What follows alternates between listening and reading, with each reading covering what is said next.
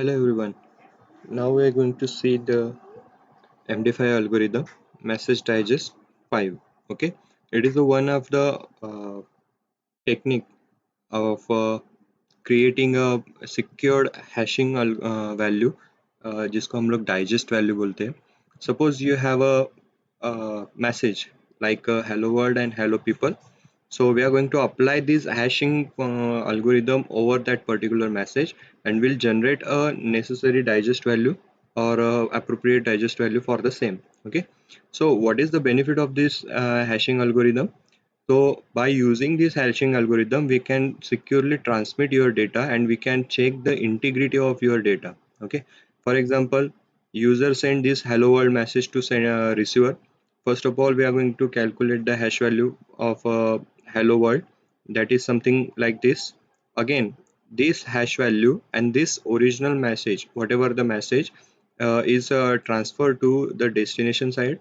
Whatever the receiver again identifies the new hash value from this given input and check that particular value with this generated value. If both values are same, then we can say that this message is a original message or some kind of uh, what you can say, the message will not be tampered. Okay, message जो original भेजा होगा वही आप लोगों का आगे पास किया जाएगा. ओके या फिर रिसीव्ड हुआ है originally. Integrity we can check by using this hashing function. Okay, so these are the basic message digest hashing function. How it will work, we can see that, but before that we are going to see the all the theoretical concept. The MD5 hashing algorithm is one-way cryptographic function that accept a message of any length. Okay, हम लोग किसी कितनी भी length का message ले सकते हैं as a input and returns the fixed output length that is 128 bit digest value. Digest value मतलब कांस्टेंट वैल्यू आप लोग बोल सकते हैं. And this digest value is used for the authentication of your originality of your message. Okay, and it is one kind of algorithm which is used as a secure cryptography hash algorithm for authentication of a digital signature. Digital signature के concept में ये वहाँ पर use किया जाता है.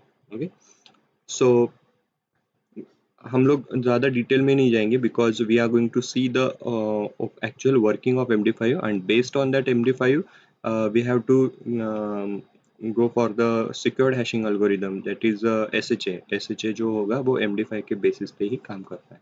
Okay, so consider this point only.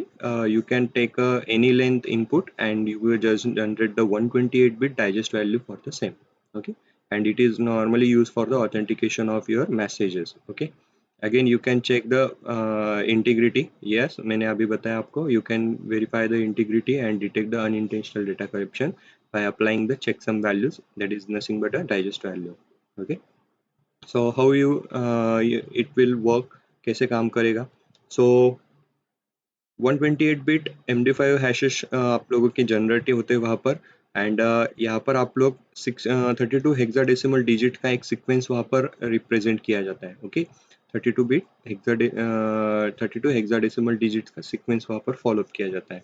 Okay, so MD5 के अंदर हम लोग क्या कैसे काम करने वाले हैं, we are going to see all this consider one by one. So first step is padding. First step is padding. Okay, padding means what? You have to prepare your original message. Suppose message is having any length. आप लोगों का message कितने भी length का हो सकता है. But you have to uh, prepare that particular message in a multiple of 512. In a multiple of 512. The total length of this should be 64 bit less than a multiple of 512 bit. 512 bit के multiple में ही आप लोगों को ये बनाना है. तो जितना message होगा उसमें हम लोग नंबर ऑफ बिट ऐड करेंगे ताकि ये मैसेज जो है वो आपके 512 बिट के करस्पॉन्डिंग प्रिपेयर हो, आपके 512 बिट के मल्टीपल में आ सके.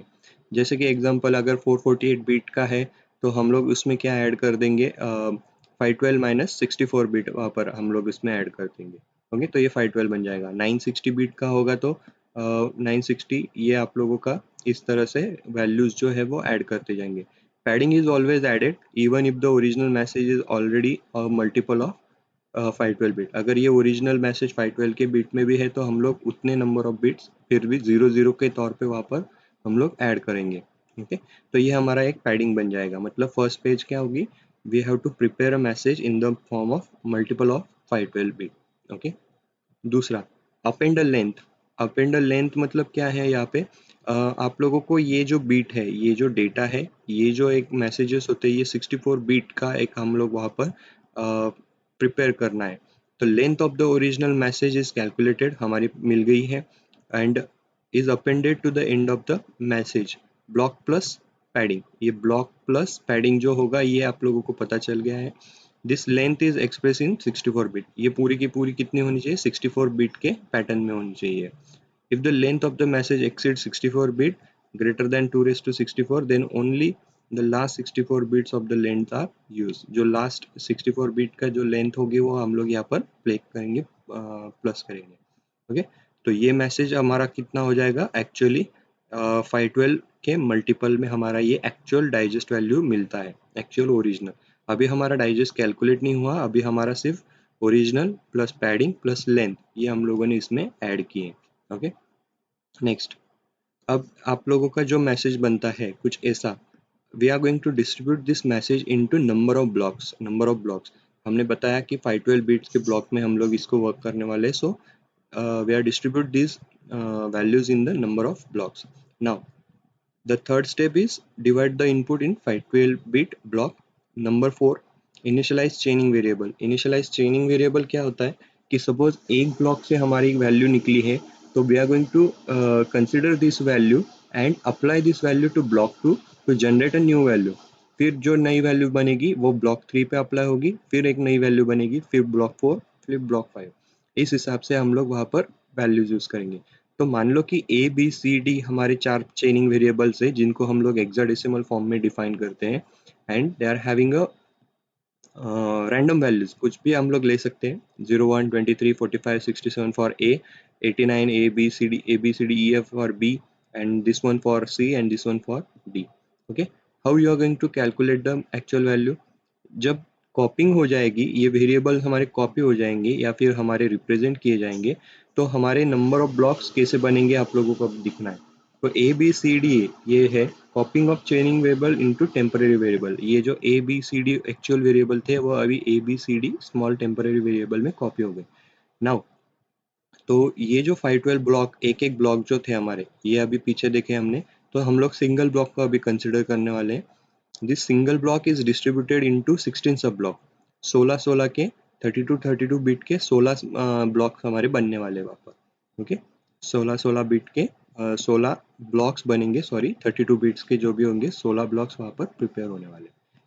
ओके, तो this is process block, and this 16 sub blocks जो होंगे उनको हम लोग फर्स्ट राउंड में we are performing the 16 rounds. हम लोग 16 राउंड यहाँ पर प्रोसीजर करने वाले हैं to calculate the digest value.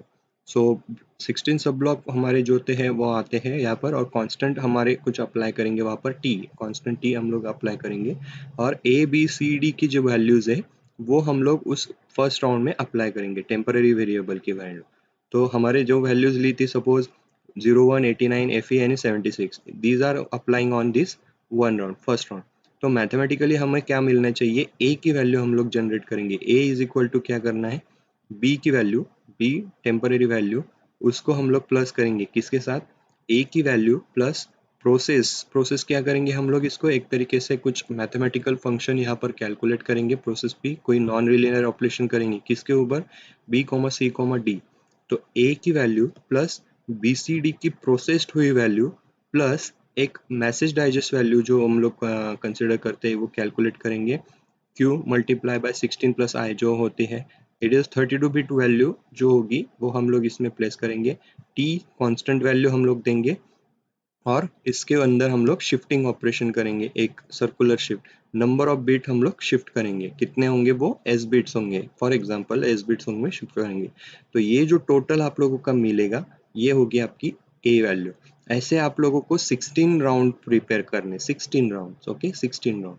तो देखो कैसे काम करता है, जो प्रोसेस भी हम लोगों ने बताया कि हमें कैलकुलेशन में ए की वैल्यू कैसे जनरेट होगी, ए यहाँ से ए हम लोग पहले लेंगे, फिर प्रोसेस पी, फिर उसके अंदर ये पहला राउंड होने के बाद ऐड करेंगे।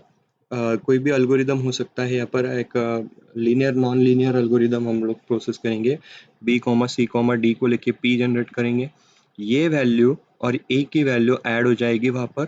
फिर ये ऐड हुई वैल्यू में हम लोग क्या करेंगे, एम आई जो हम लोगों का मैसेज कांस्टेंट वैल्यू जो है वो अप्लाई करेंगे।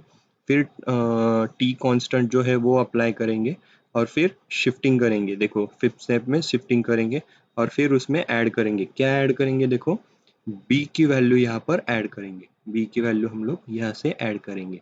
ओके, तो ये जो है ना, ये वही फॉर्मूला है, ये वही पूरी देखो, ए की वैल्यू ले ली पहले, फिर प्रोसेस पी और वो दोनों ऐड हो गए, फिर उसमें एम आई डाल दिया, फिर टी के डाल दिया, फिर शिफ्टिंग किया और फिर बी की वैल्यू को ऐड किया और फिर हमारी ए की वैल्यू जनरेट होती है।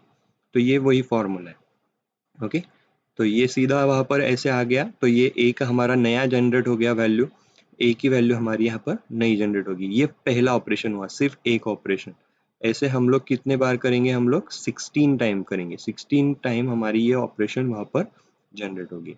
ठीक है, तो जो भी आपको इसके बाद वैल्यूज मिलने वाली है तो उसको आप लोग कंसिडर करेंगे। यहाँ पे जो आप लोगों के चार वैल्यूज मिलते हैं, this is your constant value. Okay, जो हम लोगों ने अभी पता किया, ऐसे ऑपरेशन होने के बाद 16 ऑपरेशन परफॉर्म होने के बाद जो आपको एक्चुअल कैलकुलेटेड वैल्यू मिलेगी ए बी सी डी की, वो होंगी आप लोगों की एक्चुअल डाइजेस्ट वैल्यू।